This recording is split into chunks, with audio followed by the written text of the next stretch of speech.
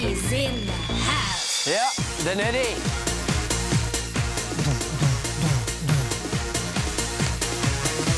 Do you know what it took him to become so great? Do you know that he died at a very early age? Do you know that he changed his ways? Do you know he had many rough days? Singing and bringing and selling his songs before he knew he had it going on. Before he knew it, he was right on top. And now well known as the voice of Europe.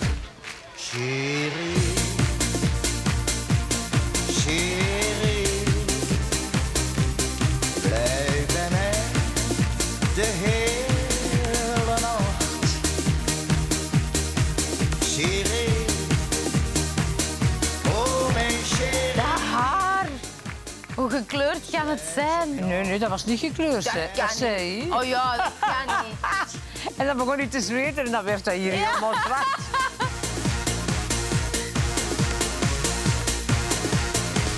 Oh, dat lachje. Dat is toch Ja. heerlijk? Daar word je gewoon instant vrolijk van. Echt wel. En van zijn outfit ook. Hij was daar zo trots mee. Hè. Ik kwam mij dan tonen, weet niet wat denk je? Hè? Is dat mooi? Dat is echt een schattige man. Oké, Oh, China, geweldig, Moscow, ongelooflijk. Paris. Chérie, chérie,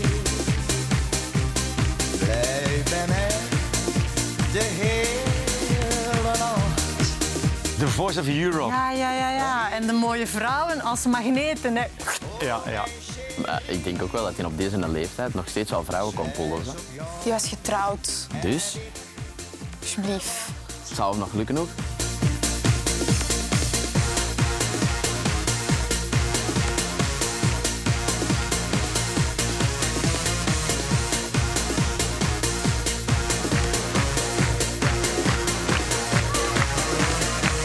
Eddie W., a man who's known and loved all over the world and beyond.